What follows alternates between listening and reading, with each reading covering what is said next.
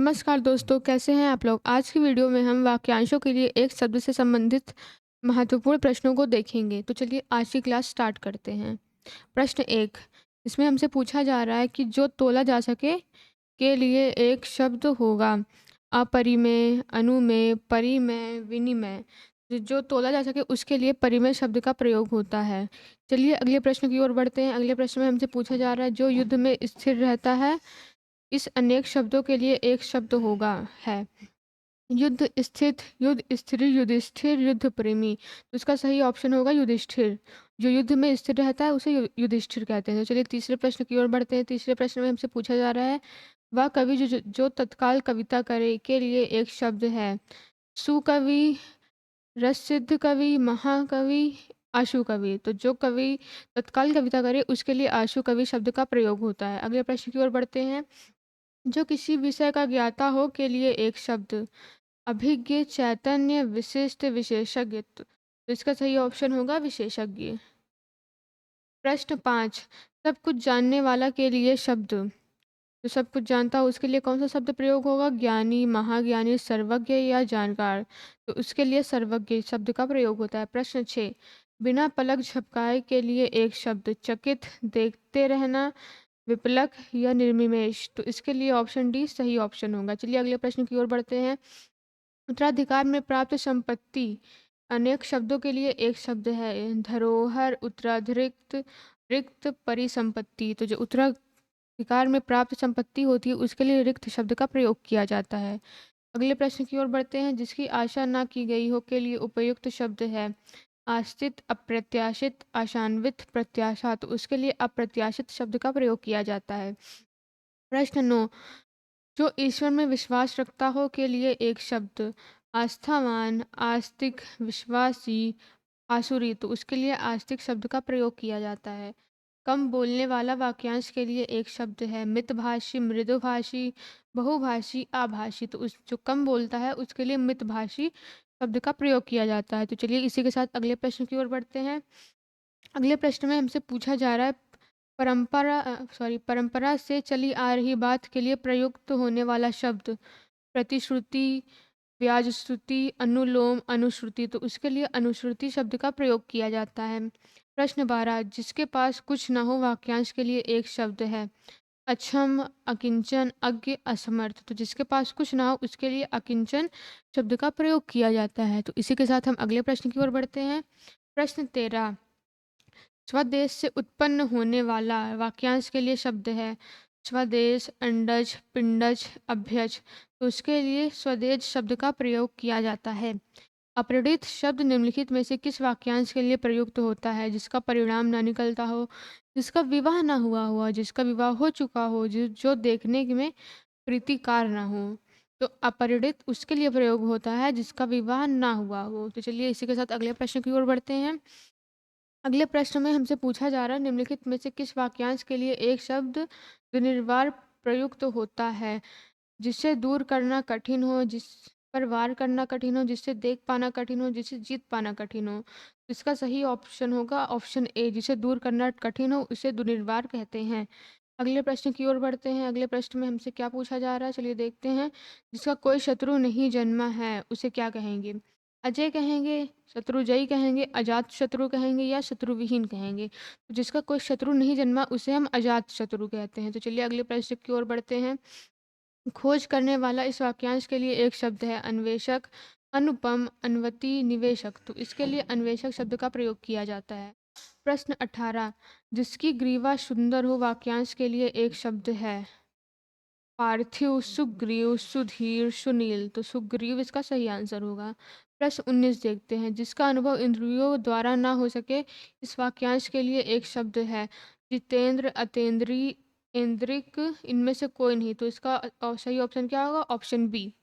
अगले प्रश्न की ओर बढ़ते हैं। प्रश्न 20 में हमसे क्या पूछा जा रहा है चलिए देखते हैं। इसमें हमसे पूछा गया है वाक्यांशों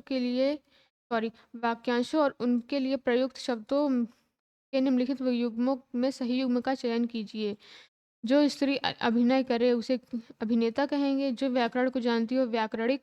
आंखों से परे, प्रत्यक्ष, लौट कर आया हुआ, प्रत्यागत। तो इसमें हमें सही युग्म का को चुनना है, तो इसमें सही युग्म कौन सा होगा? जी हाँ, ऑप्शन डी इसमें सही युग्म है। अगला प्रश्न देखते हैं, अपने सहारे पर रहने वाला के लिए एक शब्द। स्वावलंबी, आत्मनिर्भरी, बलिष्ठ, आत्मविश्वासी। तो इसका सही आंसर क्या होगा? स्वावलंबी। जो अपने सहारे पर रहने वाला व्यक्ति होता है उसे स्वावलंबी कहते हैं। प्रश्न 22, अपरिमेय। अप्रमेय किस वाक्यांश के लिए एक शब्द है?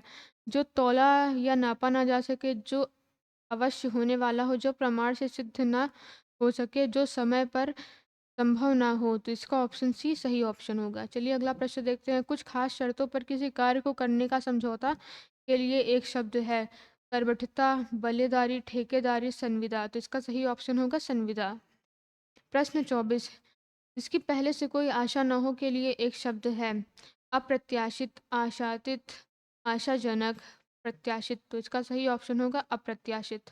अगला प्रश्न देखते हैं, राजा द्वारा निकाला गया आधिकारिक आदेश वाक्यांश के लिए एक शब्द है। अधिनियम, अध्यादेश, अधियाचना, अधिसूचना। तो इसका ऑप्शन बी अध्यादेश सही ऑप्शन होगा। चलिए अगला प्रश्न देखते हैं। अगले प्रश्न में क्या पूछा गया है? वह स्त्री जिसका पति परदेश विदेश गया हो, वाक्यांश के लिए एक शब्द है। नवोढ़ा, प्रौस्त्पतित का, प्रतीत पति का, आगन पति का। तो इसका ऑप्शन सी प्रोषित पति का सही ऑप्शन होगा। चलिए अगले प्रश्न की ओर पढ़ते हैं।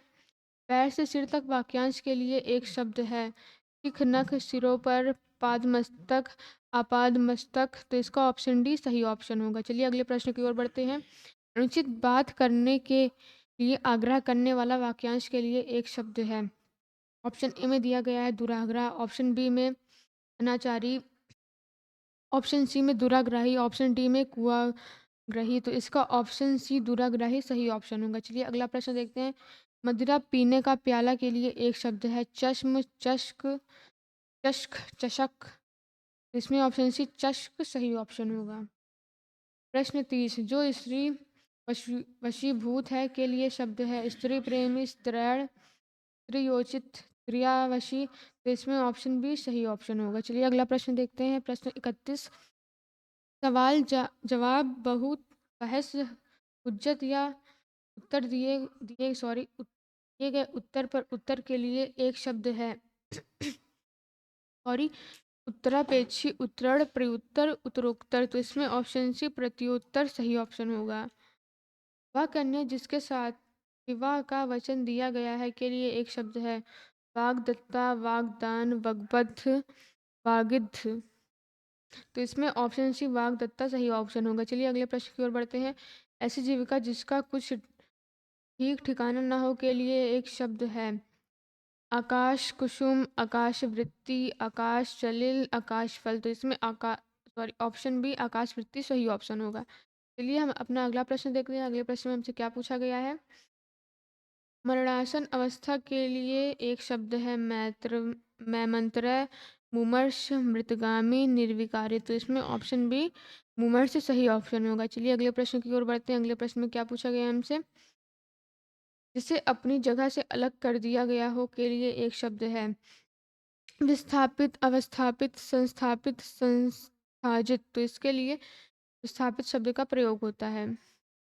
बुरे उद्देश्य से की गई उत्मंत्रणा के लिए एक शब्द है।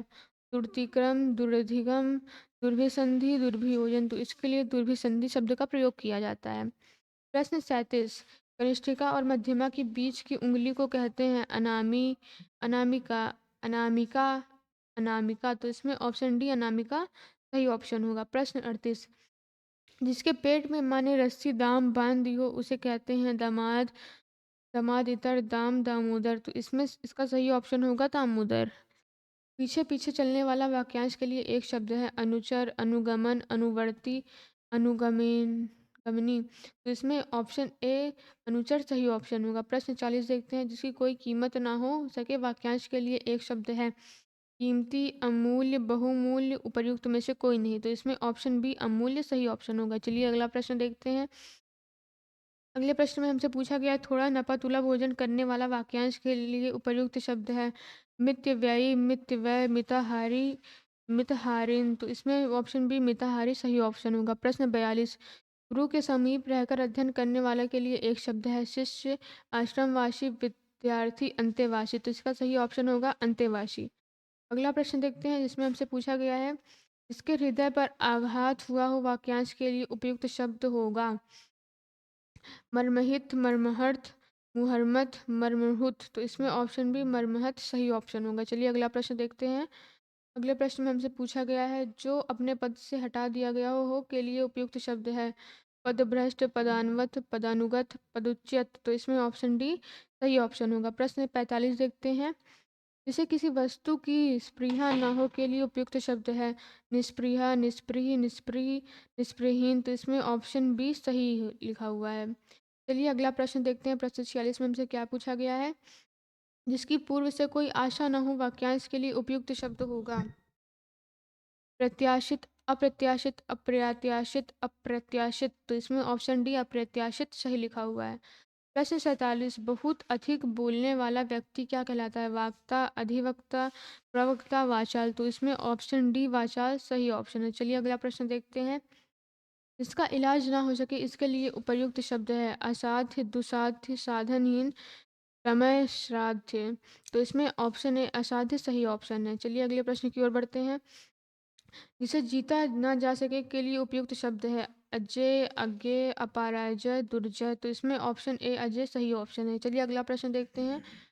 जिस स्त्री का पति जीवित है उसके लिए उपयुक्त शब्द है। पतिव्रता, साध्वा, विवाहिता, अनुरक्ता। तो इसमें ऑप्शन बी सधवा सही ऑप्शन होगा। प्रश्न 51 देखते हैं। जो छह ना हो सके उसके लिए उपयुक्त शब्द है। अमिट, अपार, अक्षय, अनंत। तो इसमें ऑप्शन सी अक्षय सही ऑप्शन है। चलिए अगला प्रश्न देखते हैं। प्रश्न 52, इसमें हमसे पूछा जा रहा है, जो सब कुछ जानता है के लिए उपयुक्त शब्द है। त्रिकालज्ञ, बहुज्ञ, ज्ञानी, सर्वज्ञ। इसका सही ऑप्शन क्या होगा ये आप हमें कमेंट बॉक्स में बताइए। ये आपका होमवर्क प्रश्न है। आज की वीडियो में इतना ही, बाकी के क्वेश्चन हम नेक्स्ट वीडियो में देखेंगे।